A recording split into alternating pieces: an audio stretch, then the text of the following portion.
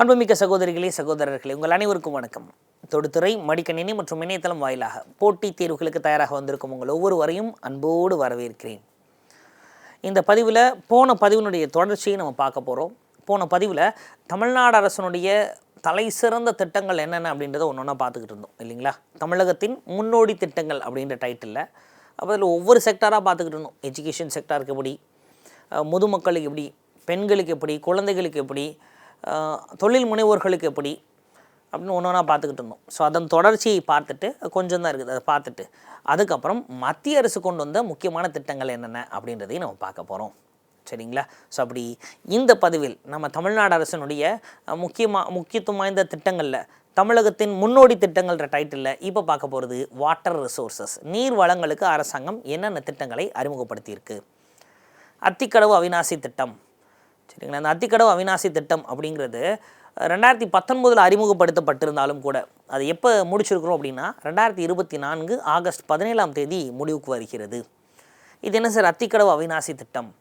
இந்த அத்திக்கடவு அவிநாசி இது என்ன அப்படின்னா, கிட்டத்தட்ட இந்த கோயம்புத்தூர் பகுதி மக்களுடைய ரொம்ப நாள் கோரிக்கையாக இருந்ததான் இது. அங்கே இருக்கக்கூடிய நிலத்தடி நீர் ஒரு சில இடங்களில் இல்லாமல் இருக்குது, இந்த அவிநாசி போன்ற பகுதிகளில். ஸோ அப்போது அங்கேருந்து நிலத்தடி நீரை செறிவூட்டுவதற்காகவும், சரிங்களா, அப்போது நிலத்தடி நீரே இல்லாத இடங்களில் போர் போட தண்ணியே இல்லைல்ல, வெறும் பாறைகள் தான் இருக்குது. அப்போ அவங்களுக்கு குடிநீர் விநியோகம் செய்யணும்ல, அதுக்காக தான் இந்த அத்திக்கடவு அவிநாசி திட்டம் அப்படின்றதை அறிமுகப்படுத்தியிருக்கிறாங்க. அடுத்ததாக எம்எஸ்எம்இ அப்படின்னு சொல்கிறோம், குறு சிறு மற்றும் நடுத்தர நிறுவனங்கள். இந்த நிறுவனங்களை பொறுத்த வரைக்கும் இந்தியாவிலேயே அதிகமாக எம்எஸ்எம்இ ரெஜிஸ்டர்ட் பண்ண ஸ்டேட் எது அப்படின்னா தமிழ்நாடு தான். எம்எஸ்எம்இ சார்ந்து அதிகமாக லோன் அப்ளிகேஷன்ஸ் வரக்கூடிய ஸ்டேட் எது அப்படின்னா தமிழ்நாடு தான். ஏன்னா இங்கே ஒவ்வொருத்தரும் ஒரு முதலாளி மாதிரி தான் இல்லைங்களா. ஸோ தனி நபர்களாகவே நிறைய பேர் நிறைய நிறுவனங்கள் நடத்திக்கிட்டு இருக்கிறாங்க. ஸோ அப்படி எம்எஸ்எம்இ நிறுவனர்கள், முதலாளிகள், அப்போ நிறைய முதலாளிகளை உருவாக்கணும் அப்படின்ற நோக்கத்தோடு கலைஞர் கைவினை திட்டம் அப்படின்ற திட்டத்தை தமிழ்நாடு அரசு அறிமுகப்படுத்தியிருக்கு. இந்த திட்டம் 2025 ஏப்ரல் 19 அறிமுகப்படுத்தப்படுது. அப்போ இந்த திட்டத்தினுடைய நோக்கம் என்ன? சமூக நீதியின் அடிப்படையில் கைவினைஞர்கள் மற்றும் அவங்க சார்ந்த கலைகளை மேம்படுத்துவதற்காக இந்த திட்டம் கொண்டு வந்திருக்காங்க. சரி, அப்போ இந்த திட்டம் கொண்டு வரப்போ என்ன சொன்னாங்கன்னா, மத்திய அரசாங்கம் விஸ்வகர்மா திட்டம் அப்படின்னு ஒரு திட்டத்தை கொண்டு வந்தாங்க. அந்த விஸ்வகர்மா திட்டத்தை தமிழ்நாடு ஏற்றுக்கொள்ளவில்லை. ஏன் அப்படின்னா, அந்த விஸ்வகர்மா திட்டம் கிட்டத்தட்ட அது எப்படி இருக்குது அப்படின்னா குடி சார்ந்து இருக்கிற மாதிரி இருந்தது. சரிங்களா. யார் யார் எந்த குடியில் பிறந்தார்களோ அந்தந்த குடிகளுக்கு ஏற்ற மாதிரி அந்த விஸ்வகர்மா திட்டம் இருந்தது. அப்போது கிட்டத்தட்ட சொல்லலாம் ஜாதியின் அடிப்படையில் இருந்தது அப்படின்னே சொல்லலாம். இந்தந்த தொழிலை இந்தந்த ஜாதியை சார்ந்தவர்கள் தான் செய்யணும் அப்படின்னு. ஸோ அதனால் தமிழ்நாடு அரசு அதை ஏற்றுக்காமல் அந்த விஸ்வகர்மா திட்டம் மாதிரியே தமிழ்நாட்டில் இருக்கவங்களுக்கு கொடுக்கணும் அப்படின்னு இந்த திட்டத்தை அறிமுகப்படுத்தியிருக்கிறாங்க. சரிங்களா. ஸோ இப்போ சமூக நீதியின் அடிப்படையில் கைவினை கலைஞர்கள், உங்களுக்கு எந்த ஜாதியில் பிறந்தாலும் பரவாயில்ல, உங்களுக்கு எந்த கலை நல்லா தெரியுதோ அந்த கலையை வளர்த்துக்கிறதுக்கு அரசாங்கம் உங்களுக்கு உதவி செய்யுது. சரிங்களா. ரைட். அடுத்ததாக இல்லம் தேடி பட்டு திட்டம். பாருங்கள், இல்லம் தேடி கல்வி திட்டம் நம்ம படிச்சிருவோம், இது இல்லம் தேடி பட்டு திட்டம். இந்த திட்டம் 2025 உருவாக்கப்படுது. இப்போ இந்த திட்டத்தினுடைய நோக்கம் என்ன அப்படின்னா, தமிழ்நாட்டில் வீடு தேடி பட்டுப்புடவைகளை வழங்குறது தான் இந்த திட்டத்தினுடைய நோக்கமே. இந்த திட்டத்தின் மூலமாக என்ன ஆகுதுன்னா, ஆண்டுக்கு கிட்டத்தட்ட 10 கோடி ரூபாய் வரைக்கும் இன்னும் அதிகரிக்கிறதுக்கு வாய்ப்பு இருக்குது. ஏன் சார் தமிழ்நாட்டில் பட்டு ரொம்ப முக்கியமா? வரலாற்றை எடுத்து பார்த்தோம் அப்படின்னா, ரொமானிய பேரரசரான அர்னேலியன் என்ன சொல்கிறாருன்னா, தமிழ்நாட்டிலிருந்து கொண்டு வரக்கூடிய பட்டு தங்கத்துக்கு இணையானது அப்படின்னு சொல்கிறாரு.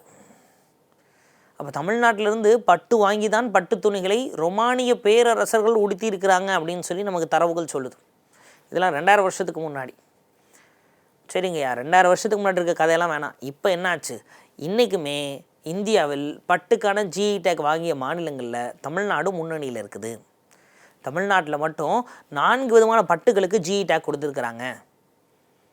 என்னென்ன? ஆரணி பட்டு, காஞ்சி பட்டு, திருப்போணம் பட்டு, சேலம் வெண்பட்டு. அப்போ பாருங்கள், இந்த 4 பட்டுக்கு ஜிஐ டேக் கொடுத்துருக்குறாங்க. அப்போ தமிழ்நாட்டில் 4 பட்டு தான் இருக்கா? இல்லை, 5வது ஒரு பட்டும் இருக்குது, அது செயற்கை பட்டு. சரிங்களா. அப்போ இது 4மே இயற்கையாக இருக்கக்கூடிய பட்டு, 4வது தான் செயற்கை பட்டு. ஆர்டிஃபிஷியல் சில்க் அப்படின்னு சொல்கிறோம். ராமநாதபுரம் பகுதியில் இந்த ஆர்டிஃபிஷியல் சில்கினுடைய உற்பத்தி நன்றாகவே இருக்கிறது.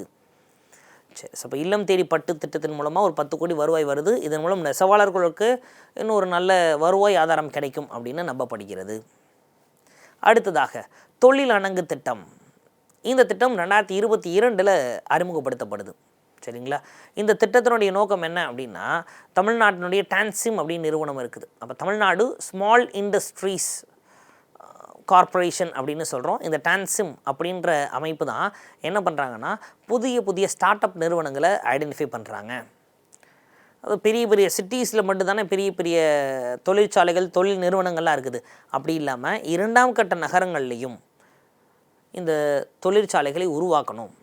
பெரிய லெவல்லனா சின்ன சின்ன தொழில் நிறுவனங்களை 2ஆம் கட்ட நகரங்களை உருவாக்கணும் அப்படின்றதுக்காகவும், பொதுவாகவே முதலாளி அப்படின்னா ஒரு ஆணாக தான் இருப்பார் இல்லைங்களா, சமூகத்தில் அந்தஸ்தில் இருக்கிறவராக இருப்பார்.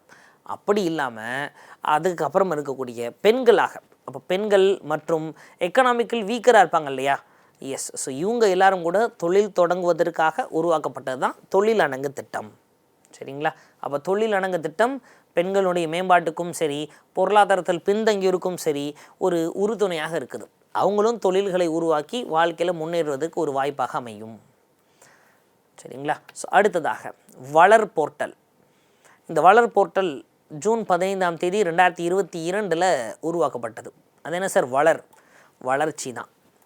அப்போ தொழில் முனைவோர்கள் இருக்காங்க இல்லையா, அவங்க தொழில்களுக்கு தேவையான எல்லா உதவிகளையுமே அரசாங்கம் செய்வது தான் இந்த வளர் போர்ட்டல். அப்போ என்ன தொழில் செய்கிறோம் அப்படின்றத சொல்லிட்டோன்னா, வளர் போர்ட்டலின் மூலமாக நமக்கு அந்த தொழில் சார்ந்த உதவிகளை அரசாங்கம் செஞ்சு கொடுத்துரும். இது மூலம் தொழில் வளர்ச்சி ஏற்படும். தொழில் வளர்ச்சி இருந்தால் ஆட்டோமேட்டிக்காக வருவாய் கூடும். வருவாய் கூடிச்சுன்னா வரி நிறையா கட்டுவோம். வரி நிறையா கட்டினா அரசாங்கத்துக்கு திரும்ப வருவாய் கிடைக்கும். இதனால் அரசாங்கம் வரக்கூடிய காசை அது என்ன பண்ணும்? மக்கள் நலத்திட்டங்களுக்கு செலவு பண்ணும். ஸோ அதுதான் இந்த திட்டத்தினுடைய நோக்கமே. அடுத்ததாக ஆதி திராவிடர்கள் மற்றும் பழங்குடியினருக்கான நலத்திட்டங்கள் என்னென்ன செஞ்சுருக்கிறோம் அப்படின்றத பார்க்குறோம். அண்ணல் அம்பேத்கர் பிஸ்னஸ் சாம்பியன் ஸ்கீம். சரிங்களா? ஸோ அண்ணல் அம்பேத்கர் தொழில் முன்னோடிகள் திட்டம்.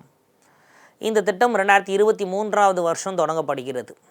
இந்த திட்டத்தை உருவாக்கிட்டு ஏப்ரல் 14ஆம் தேதி அண்ணல் அம்பேத்கர் பிறந்த தினத்தை தமிழ்நாடு அரசு என்ன சொல்லிடுது அப்படின்னா, சமத்துவ தினம் அப்படின்னு சொல்லி அறிவிச்சிருது. சரிங்களா? அப்போது அம்பேத்கர் பிறந்த தினமான ஏப்ரல் 14 தமிழ்நாட்டில் ஈக்குவாலிட்டி டேன்னு நம்ம செலிப்ரேட் பண்ணுறோம். அந்த அறிவிப்பையும் கொடுத்துட்டு இந்த திட்டத்தையும் அறிவிச்சிருக்கிறாங்க. சரி, ஸோ இந்த திட்டத்தினுடைய நோக்கம் என்னது?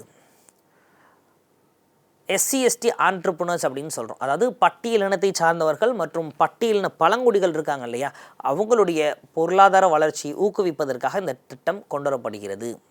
சரிங்களா? எஸ். ஸோ இப்போது இந்த திட்டமும் நமக்கு ஒரு முக்கியமான ஒரு திட்டம் தான். இந்த திட்டத்தின் அடிப்படையில் அவங்களுடைய மொத்த முதலீட்டில் 35%, அதாவது அதிகபட்சமாக 1.5 கோடி வரை, சரிங்களா, அவங்க ஒட்டுமொத்தமாக இருக்கக்கூடிய இன்வெஸ்ட்மெண்ட்டில் 35% வரைக்குமே அரசாங்கமே கொடுத்துருது. சரிங்களா? இதில் இன்ட்ரெஸ்ட் சப்வென்ஷன் பார்த்திங்கன்னா ஒரு 10 வருஷத்துக்கு 6% வட்டிக்கான மானியத்தையும் கொடுத்துருது. பாருங்கள், ஒரு பக்கம் கேபிட்டலையும் மானியம் கிடச்சிருது, இன்னொரு பக்கம் வட்டிக்குமே ஒரு 10 வருஷத்துக்கு 6% வட்டிக்கான மானியம் கொடுக்கப்படுகிறது. அப்போ இதனால் என்ன ஆகும்? பட்டியலினத்தை சார்ந்தவர்கள் பட்டியலின பழங்குடியினர் கூட இந்த திட்டத்தின் அடிப்படையில் அவங்க தொழில் முனைவோர்களாக இருக்க முடியும், தொழில் முனைவோர்களாக மாற முடியும். சரிங்களா? அப்போ தொழில் முனைவோராக இருந்தவங்க ஆண்டர்ப்ரனரையும் தாண்டி தொழில் அதிபர்களாகவே வர வாய்ப்பு இருக்குது. அடுத்ததாக அயோத்திதாச பண்டிதர் குடியிருப்பு மேம்பாட்டு திட்டம் 2023ஆம் ஆண்டு அறிமுகப்படுத்தப்பட்டது இந்த திட்டம். அப்போ இந்த திட்டத்தினுடைய நோக்கம் என்ன? நகர்ப்புறங்களில் மற்றும் கிராமப்புறங்களில் இருக்கக்கூடிய ஆதி திராவிடர்கள், சரிங்களா, இந்த ஆதி திராவிடர்கள் அவங்க வாழக்கூடிய இடங்களில் சாலை வசதி, தெருவிளக்குகள் மற்றும் குடிநீர் போன்ற அடிப்படை வசதிகளை ஏற்படுத்தி கொடுப்பதற்காக உருவாக்கப்பட்ட திட்டம் தான் அயோத்திதாச பண்டிதர் குடியிருப்பு மேம்பாட்டு திட்டம். யார் இந்த அயோத்திதாச பண்டிதர்? இந்த அயோத்திதாச பண்டிதர் தான் முதல் முறையாக இங்கே இருக்கக்கூடிய பட்டியலினத்தவர்களை நீங்கள்லாம் மதமற்ற இந்துக்கள்னு சொல்லுங்கள், தமிழ் பேசுபவர்களாக இருந்தால் ஆதி திராவிடர் அப்படின்னு சொல்லுங்கள், தெலுங்கு பேசுபவராக இருந்தால் ஆதி ஆந்திரர்னு சொல்லுங்கள் அப்படின்னு சொன்னவர் அயோத்திதாச பண்டிதர். தமிழ்நாட்டில் இந்த பௌத்த மதம் மீட்புருவாவதற்கு காரணமானவரும் இவர் தான். ஒரு பைசா தமிழன் அப்படின்ற ஒரு வார இதழை நடத்தி மக்களுடைய வளர்ச்சிக்கும் முன்னேற்றத்திற்கும் கல்வி முக்கியம் அப்படின்றதை பறைசாற்றியவர் அயோத்திதாச பண்டிதர். சரிங்களா? அவர் நினைவாக அந்த ஸ்கீமை அனௌன்ஸ் பண்ணியிருக்கிறாங்க. அடுத்ததாக தொல்குடி திட்டம். இந்த தொல்குடி திட்டம் 2024 அறிமுகப்படுத்தப்படுது. இந்த திட்டத்தினுடைய முக்கியத்துவம் என்ன? பழங்குடியினர் இருக்காங்க இல்லையா, இந்த பழங்குடியினர் இருக்கக்கூடிய வாழ்விடங்களில் அடிப்படை வசதிகளை ஏற்படுத்தி கொடுக்கணும்.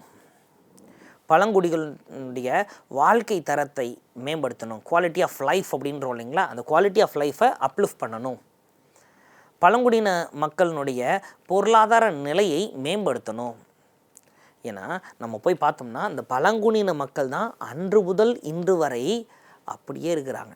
அப்போ அவங்க வாழ்க்கையை அப்லிஃப்ட் பண்ணுறதுக்கு ஏதாவது செய்யணும் அப்படின்னு தமிழ்நாடு அரசு தொல்குடி திட்டத்தை கொண்டு வந்திருக்குது. சரிங்களா? 3 முக்கியமான விஷயங்கள் இதில் இருக்குது. ஒன்று, அவங்க வாழக்கூடிய இடங்களில் அடிப்படை வசதிகளை ஏற்படுத்தி கொடுக்கணும், வாழ்க்கை தரத்தை உயர்த்தணும், அவங்களுடைய பொருளாதார நிலையை மேம்படுத்தணும். இது 3க்காக தான் இந்த திட்டத்தை அறிமுகப்படுத்தியிருக்கிறாங்க.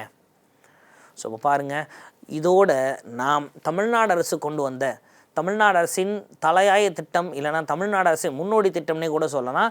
அப்போ தமிழ்நாடு அரசினுடைய தலை சிறந்த திட்டங்களாக இந்த திட்டங்கள் எல்லாத்தையுமே நம்ம பார்த்தாச்சு. ஒவ்வொரு கேட்டகரிக்கு தனித்தனியாக பார்த்தாச்சு. கல்வியில் எப்படி, மருத்துவமில் எப்படி, பெண்களுக்கு எப்படி, குழந்தைகளுக்கு எப்படி கொண்டு வந்திருக்கிறாங்க, இங்கே இருக்கக்கூடிய SC/STஸ்க்கு எப்படி கொண்டு வந்திருக்காங்க, பட்டியலின பழங்குடிகளுக்கு என்னென்ன திட்டங்களை கொண்டு வந்திருக்கிறாங்க, முதுமக்கள் இல்லைங்களா, பெரியவர்கள் அவங்களுக்கு எப்படி கொண்டு வந்திருக்கிறாங்க அப்படின்னு தனித்தனியாக பார்த்தோம். தொழில் அதிபர்கள், தொழில் முனைவோர்களுக்கு என்னென்ன கொண்டு வந்திருக்கிறாங்க, குறிப்பாக இண்டஸ்ட்ரீஸ், பெரிய பெரிய தொழிற்சாலைகளுக்கு என்னென்ன விஷயங்கள் கொண்டு வந்திருக்கிறாங்க அப்படின்றதையும் பார்த்தாச்சு. இது போக இயற்கையை பேணி காப்பதற்கு அரசாங்கம் என்னென்ன திட்டம் கொண்டு வந்துச்சுன்னு சிலபஸில் இருக்கிற எல்லா விஷயத்தையும் நம்ம பார்த்தாச்சு. சரிங்களா? எஸ். ஸோ இதோட நமக்கு தமிழ்நாடு அரசினுடைய முக்கியமான திட்டங்கள் அப்படின்றது முடிவுக்கு வருகிறது. ஸோ இதுக்கப்புறம் நம்ம பார்க்க போகிறது எல்லாமே மத்திய அரசு கொண்டு வந்த திட்டங்கள். ஐயா, மத்திய அரசு திட்டங்கள் படிக்கணுமா? கண்டிப்பாக படிக்கணும். அதிலிருந்தும் கேள்விகள் வருது. ஸோ இப்போ மத்திய அரசு கொண்டு வந்த திட்டங்கள் என்னென்ன அப்படின்றத நம்ம பார்ப்போம்.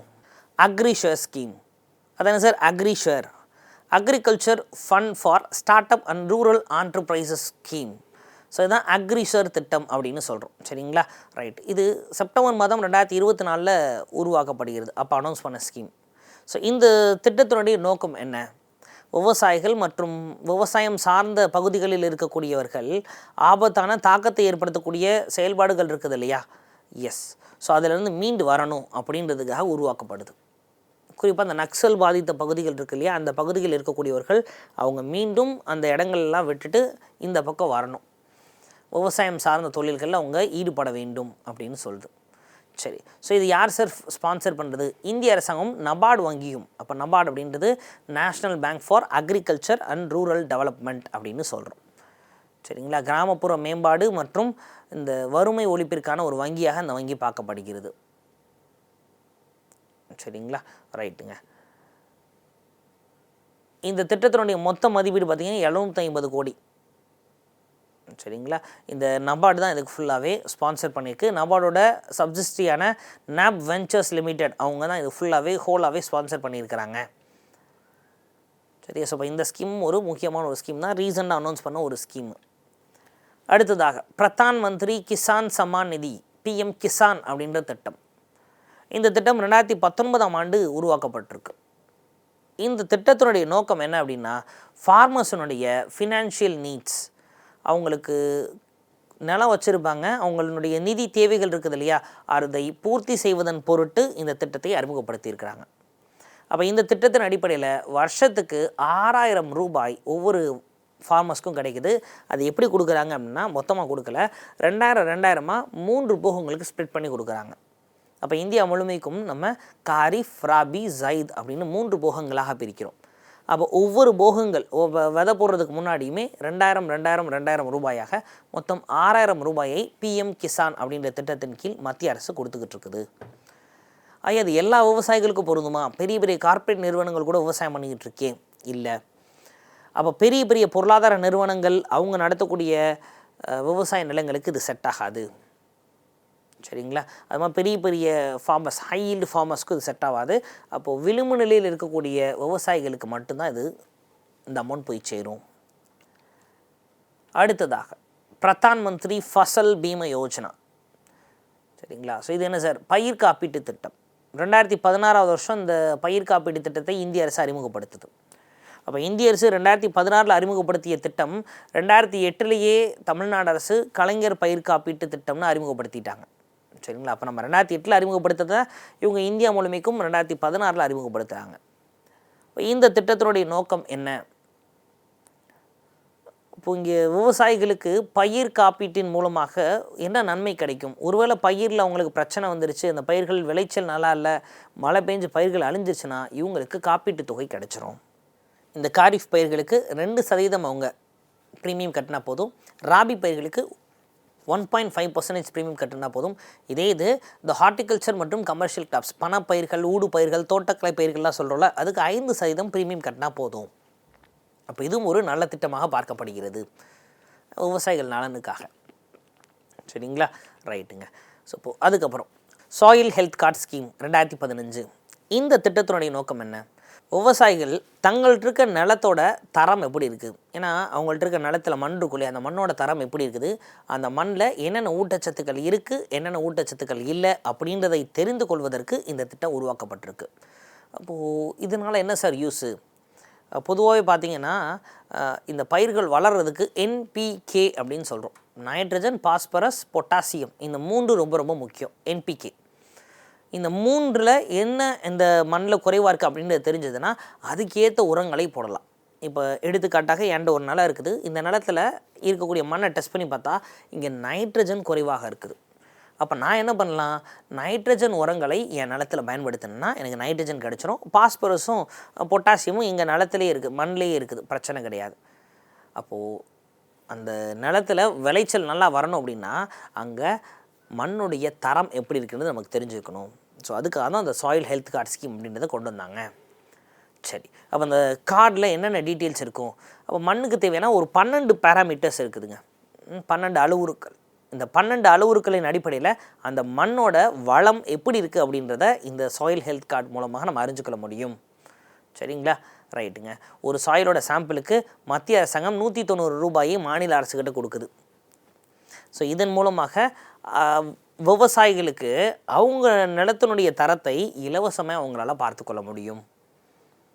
சரிங்களா? ஸோ இது கண்டிப்பாக நமக்கு தெரிஞ்சிருக்க வேண்டிய ஒரு திட்டங்களுள் ஒன்று. அடுத்ததாக நமோ ட்ரோன் டிடி ஸ்கீம் அப்படின்றாங்க. அதான் நமோ ட்ரோன் டிடி ஸ்கீம். இது ஒரு மத்திய அரசினுடைய திட்டம், 2023 உருவாக்கப்பட்டது. இப்போ டிடினா அக்கா அப்படின்னு அர்த்தம். சரிங்களா? இப்போது எல்லாம் சமஸ்கிருதம் தானே வருது. ஓகே.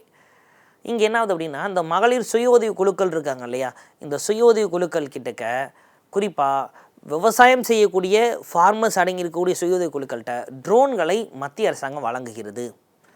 அப்போ இந்த ட்ரோன்களை வழங்குறதுனால என்ன சார் நடக்குது?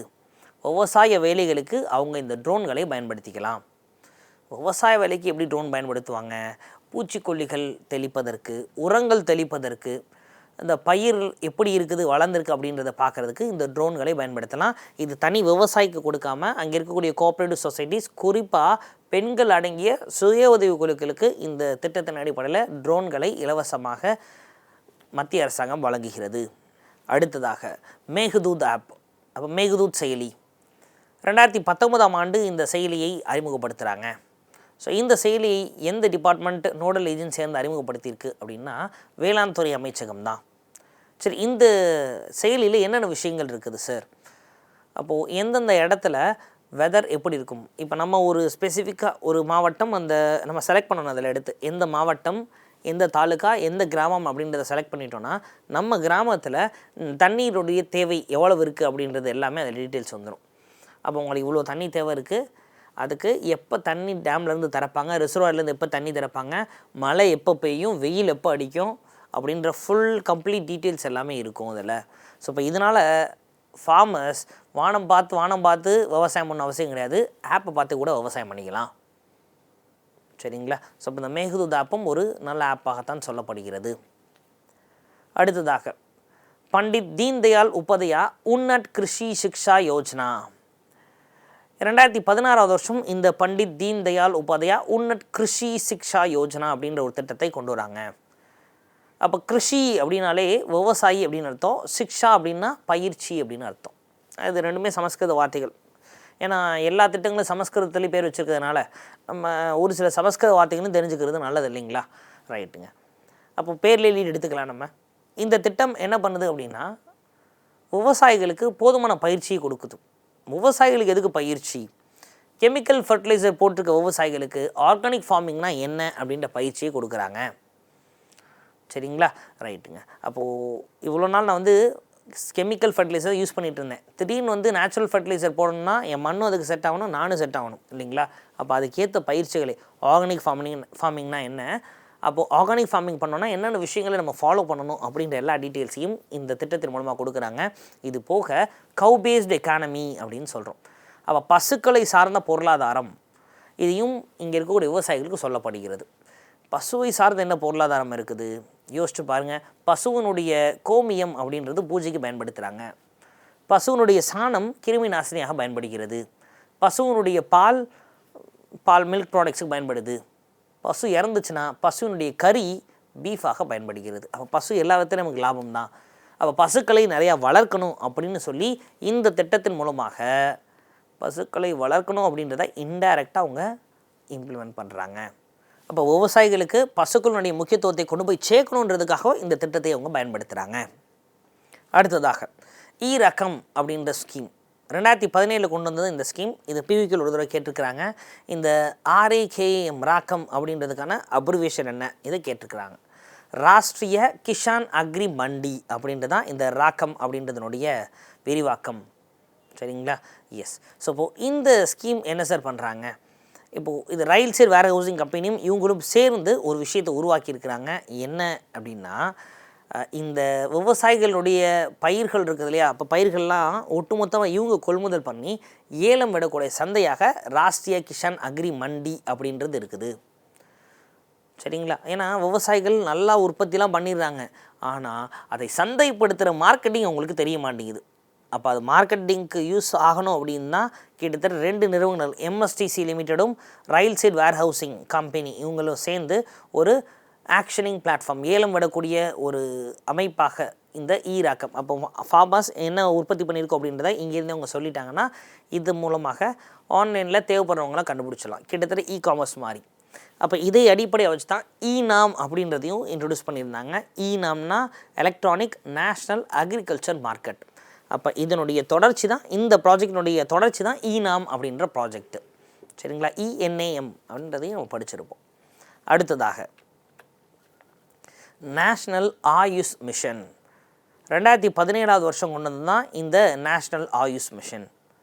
இதனுடைய நோக்கம் என்ன, அப்போ நோய் சுமைகளை குறைப்பதற்காக நலவாழ்வு மற்றும் சுய பராமரிப்பை ஊக்குவிப்பதற்காக அமைக்கப்பட்டது தான் இந்த ஆயுஷ் மிஷன். ஆயுஷ்னா முதல்ல என்னது, Ayurveda, yoga and naturopathy, Unani, Siddha, homeopathy.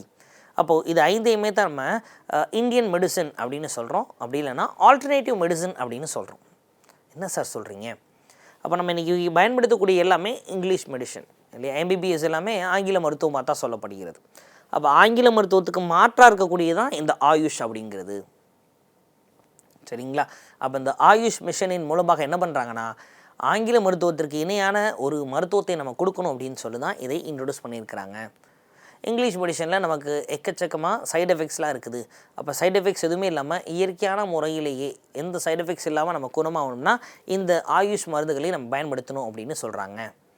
அப்போது இந்த ஆயுஷ் மிஷனின் அடிப்படையில் இவங்க என்ன பண்ணுறாங்கன்னா ஜெனரிக் மெடிசன்ஸை உருவாக்கி ரொம்ப மார்க்கெட் ப்ரைஸோட கம்மியான விலையிலையும் அரசாங்கம் மக்களுக்கு வழங்கிக்கிட்டு வருது. சரிங்களா, இதனுடைய முக்கியமான அப்ஜெக்டிவ் என்ன, இந்த ஆயுஷ் அமைப்பு வளர்கிறதுக்கு தேவைப்படுற மாதிரி இந்த ஆயுர்வேதமாக இருக்கட்டும், நேச்சுரோபதியாக இருக்கட்டும், யுனானி, சித்தா, ஹோமியோபதி, இது எல்லாத்துக்குமே அடிப்படை என்ன, மூலிகைகள் தான். அதிலும் ரொம்ப குறிப்பாக ஆயுர்வேதம் மற்றும் சித்தாவுக்கு மூலிகைகள் தான் அடிப்படை. இந்த மருத்துவ மூலிகைகளை நிறையா வளர்க்கணும். சரிங்களா, எஸ். ஆயுஷ் வெல்னஸ் சென்டர்ஸ், அப்போது சும்மா அரசாங்கம் நடத்தக்கூடிய அரசு மருத்துவமனைகளில் இனிமேல் ஆயுஷ்க்குன்னு தனியாக ஒரு டாக்டர்ஸை அப்பாயிண்ட் பண்ணணும். எல்லாருமே இங்கிலீஷ் மெடிசனுக்கு போகாமல் இந்த ஆயுர்வேதம், யோகா, நேச்சுரோபதி, சித்தா மாதிரி மாற்று மருத்துவத்துக்கும் மக்கள் போகணும் அப்படின்றதுக்கு தான் இந்த மிஷனை கொண்டு வந்திருக்கிறாங்க. இந்த மிஷன் ஒரு 10 ஆண்டுகளுக்கு நடைமுறையில் இருக்கும் அப்படின்றாங்க. அப்போ 2017 கொண்டு வரப்பட்டது அப்படின்னா 2026 வரை இது நடைமுறையில் இருக்கும். அப்போ இப்போவே நம்ம பார்க்கலாம் ஒரு சில இடங்களில் இந்த மாதிரி ஆயுஷ் மருத்துவர்கள் இன்றைக்கி அரசாங்க மருத்துவமனையிலேயே இருக்கிறத நம்மளால் பார்க்க முடியும். அடுத்ததாக NPS scheme, nutrition based subsidy scheme. So இப்போ இந்த திட்டம் எதுக்காக உருவாக்கப்பட்டது? இந்த திட்டத்தினுடைய நோக்கம் விவசாயிகளுக்கு மானிய விலையில் உரங்கள் எல்லாம் கொடுக்கணும் அப்படின்னு. சரி, விவசாயிகளுக்கு மானிய விலையில் உரங்களை கொடுத்தா என்ன ஆகும்? அப்போ உரங்கள் அப்படின்றத அவங்க கொஞ்சம் நிறையா காசு செலவு பண்ணுற மாதிரி இருக்கும். இப்போ மானிய விலையில் கொடுக்கறதுனால அவங்களுக்கு அது ஒரு விதத்தில் கொஞ்சம் ஹெல்ப்ஃபுல்லாக இருக்கும். அடுத்ததாக ஃபுட் செக்யூரிட்டி, உணவு பாதுகாப்பு. இந்த உணவு பாதுகாப்பை உறுதி செய்யணும். விவசாயத்தில் இருக்கக்கூடிய உற்பத்தி திறனை, ப்ரொடக்டிவிட்டி அப்படின்னு சொல்கிறோம் இல்லைங்களா, இந்த அக்ரிகல்ச்சர் ப்ரொடக்டிவிட்டி இதை மேம்படுத்தணும். உரங்களுடைய சீரான பயன்பாட்டை உறுதி செய்யணும் அப்படின்றதுக்காக இந்த நியூட்ரிஷன் பேஸ்டு சப்சிடி அப்படின்ற ஸ்கீமை கொண்டு வந்திருக்கிறாங்க. சரி, இதனால் என்ன சார் யூஸு? அப்போ உரங்கள் மானியத்தில் கிடைக்குதே அப்படின்னு நம்ம ஆட்கள் நிறையா உரங்களை போட்டாங்கன்னா அளவுக்கு மீறினால் அமிழ்தமும் நஞ்சு அப்படின்னு சொல்கிறோம். சரிங்களா? அப்போது பாருங்கள், நிறைய உரங்கள் போட்டாங்கன்னா அது அங்கிட்டு பிரச்சனை தான். அப்போ அதனால தான் அவங்க இந்த உரங்களை கரெக்டாக சீரான முறையில் பயன்படுத்தணும் அப்படின்றதையும், உரங்களை போட்டு நிறையா உற்பத்தி பண்ணிட்டாங்க அப்படின்னா நமக்கு உணவு தட்டுப்பாடு ஏற்படாது. அப்போ ஃபுட் செக்யூரிட்டி அப்படின்னு சொல்கிறோம், உணவு பாதுகாப்பு அப்படின்றது நமக்கு கிடச்சிரும். அதுக்காக தான் அந்த ஸ்கீமை இன்ட்ரடியூஸ் பண்ணியிருக்கிறாங்க. சரி, இதனுடைய செயல்முறை எப்படி இருக்கும்? அப்போ இவங்க கொடுக்கக்கூடிய மானியம் அந்த மண்ணினுடைய ஊட்டச்சத்துக்களின் அடிப்படையில் இருக்கும். அப்போ ஒரு மண்ணுக்கு அப்படின்னா என்பிகே அப்படின்னு நமக்கு சொல்கிறோம். சரிங்களா? அப்போ இந்த என்பிகே தான் ரொம்ப ரொம்ப முக்கியத்துவம் வாய்ந்தது. அப்போ என்னென்னா நைட்ரஜன். சரிங்களா? ஸோ பி அப்படின்றது பாஸ்பரஸ், கே அப்படின்றது பொட்டாசியம். ஸோ இது மூணுமே ரொம்ப ரொம்ப முக்கியத்துவம் வாய்ந்தது. இது போக எஸ்ன்றது அங்கே இருக்கக்கூடிய சல்ஃபருக்கான கண்டென்ட். சல்ஃபர் அப்படின்றது என்பிகே தான். எஸ் வரக்கூடாது ஆக்சுவலாக. ஏன்னா இது அதிகமாச்சு அப்படின்னா அது விஷமாக மாறிடும். அதனால தான் நம்ம மேஜர் நியூட்ரிஷன்ட், மைனர் நியூட்ரிஷன்ட் அப்படின்னு சொல்லுவோம். அது மேஜர் நியூட்ரிஷன்ட்னா என்பிகே தான். சரி, ஸோ இது எல்லாம் போக ஃபெர்டிலைசர்ஸ், இந்த ஃபெர்டிலைசர்ஸில் கொஞ்சமாக கெமிக்கல்ஸ் கலந்துருக்கும். சரிங்களா? அப்போது கிட்டத்தட்ட அந்த கெமிக்கல் ஃபெர்டிலைசர் இல்லாமல் இந்த என்பிகே சார்ந்து இருக்கக்கூடிய ஃபெர்டிலைசர்ஸை நம்ம பயன்படுத்தணும் அப்படின்றதுக்கு தான் இந்த ஸ்கீம் கொண்டு வரப்படுகிறது. சரிங்களா? எஸ். சரி, விவசாயத்துக்கு மட்டும் இவ்வளோ ஸ்கீம்ஸ் கொடுக்குறாங்களே, விவசாயம் அப்படின்றது ஏன் முக்கியம்? இந்த விவசாயம் அப்படின்றது தான் முதன்மை துறைகளில் முக்கியமான ஒரு துறை. அப்போ முதன்மை துறை இருந்தால் தான் இரண்டாம் நிலைத்துறை வரும், இரண்டாம் நிலைத்துறை இருந்தால் தான் மூன்றாம் நிலைத்துறை சர்வீஸ் செக்டார் இருக்கும் அப்படின்னு எக்கனாமிக்ஸ் நமக்கு சொல்லுது. சரிங்களா? எஸ், அது ஒரு காரணம். அப்போ பொருளாதார அடிப்படையில் முதன்மை துறை அப்படின்றதுக்கு முக்கியத்துவம் கொடுக்கணும், அதுக்காக அதை கொடுக்குறோம். இது பொருளாதார ரீதியாக.